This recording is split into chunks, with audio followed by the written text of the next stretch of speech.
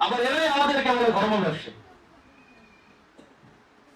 এরাই আমাদেরকে বলে ধর্ম ব্যবসায়ী, যে আপনারা ধর্ম ব্যবসা করে খান। ধর্মের নামে রাজনীতি করার নাম কোন ধর্ম ব্যবসা। আপনারা কি রাগ করলেন?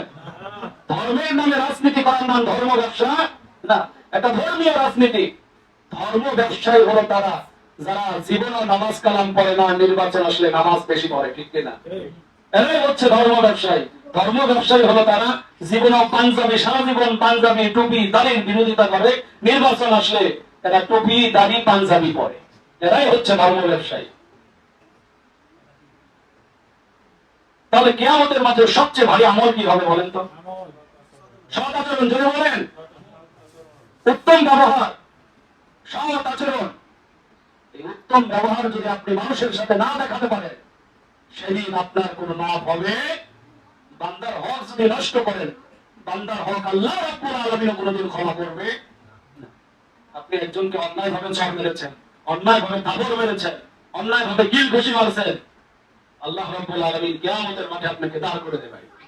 দাঁড় করিয়ে দিয়ে বলবে, যে তুমি অন্যায় ভাবে একজনকে গিল ঘুষি লাথি মেরেছিলা, আমি মাফ করার মতো এটার কোনো এখতিয়ার রাখি না। আল্লাহ বলবে, আমি মাফ করার মতো কোনো এখতিয়ার আমার নাই। যাকে চর মারছো তাকে বলো যে সে মাফ করবে। যাকে মারধর করেছো, অন্যায় করেছো, জুলুম করেছো, তাকেই তুমি বলো সে যদি মাফ করে তাহলে মাফ, আর সে যদি মাফ না করে তাহলে মাফ হবে না।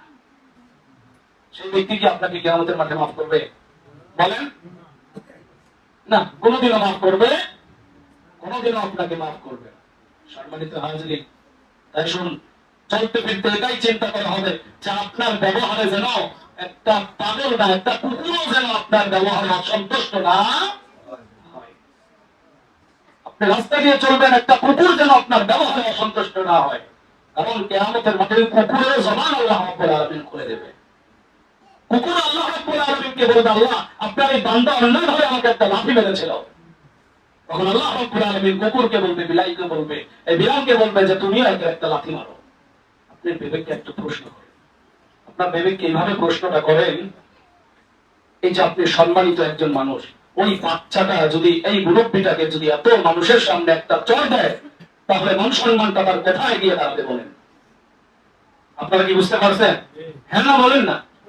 হ্যাঁ, ওই বাচ্চাটা যদি এই মুরব্বীটাকে এত মানুষের সামনে, সম্মানিত মানুষ যদি একটা এমনি এসে যদি চড় দেয়, যদি চড় দেয়, মান সম্মানটা থাকবে?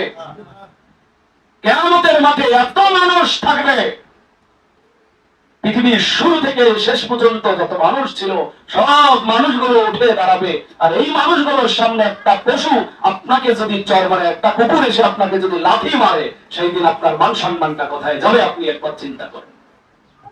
কুকুর আপনাকে যদি লাথি মারে, কারণ কুকুরের তো হিসাব নাই, তাকে জান্নাতও দেওয়া হবে না, জাহান্নামও দেওয়া হবে না।